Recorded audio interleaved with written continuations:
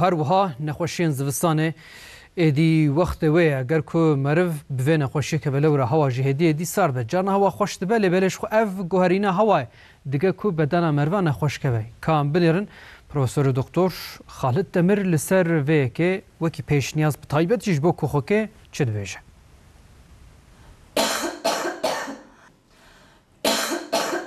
دوی سر و سرمایه ده گلک انسان نخوشن و دبیجن که خوکامه در واس نابه.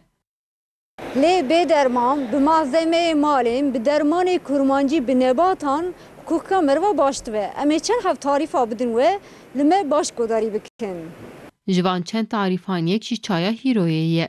جبو کوکا مرو در باس ببه دوی مرو سری سبه و ایواری جارکه و خواه.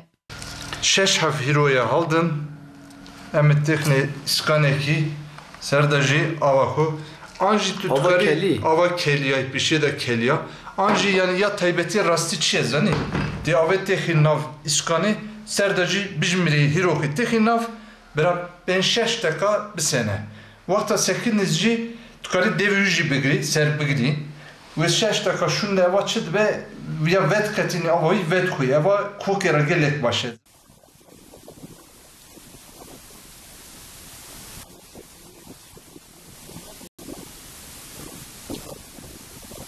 خلمور زعف باشه لیمونا و تشتی مالی هم گندانم تشتی لیت خون چایا هیروی جبو زاروکانجی گلکی باشه و جبو زاروک وخون مرو دکاری به شیرجی چکه Lakin ev zarok aracılığında bir şey cidkari çeki, evci gedek çiteki ez bejim hesane.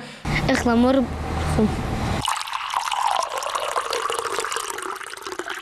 هر وها شیلان جی هم جبو پاراسنالاش انسانان هم جبو کوخوک پر باشه. De haf şilana, iskanek abi bir keli de şilana tehina bura de deka bir keli. Piştra ve katina avayı buhi. پس برده بیجین هکا کوخوکا و در باس نبیده به هنرین دکتر. زوستانان جبو مرو نخوش نکه و دوی تشتین خواه زایی بخواه لخوارن و خوارن خواه مقاطبه آوی و خواه و بمشه. لموشه